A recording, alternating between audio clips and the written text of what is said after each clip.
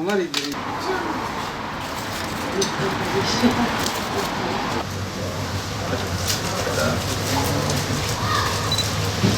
Tamam.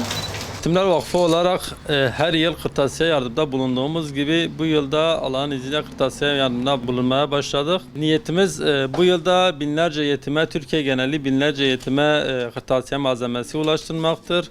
Yetimlerimizin ihtiyaçları çok fazladır. Babaları vefat ettiği için evlerine gelirleri gelmiyor. Tespit ettiğimiz maddi durumlarının kötü olduğunu tespit ettiğimiz yetimlere her ay düzenli olarak nakdi yardımda bulunduğumuz gibi kırtasiye yardımda da bulunuyoruz. Vakıf olarak 2017 yılından bu zamana kadar her yıl düzenli olarak eğitim öğretim yılının başlamasıyla birlikte kırtasiye yardımına başladık. Siz hayırseverlerimizin yardımlarıyla bu hayrımızı gerçekleştiriyoruz. Sizlerden isteğimiz yetimleri yalnız bırakmamanızdır. Yetimlere desteğinizi sürdürmenizdir. Sizlerin destekleriyle bu kadar yetime ulaştık. Yani bu zamana kadar yapmış olduğumuz kırtasiye yardımının tamamıyla siz hayırseverlerin destekleriyle olmuştur.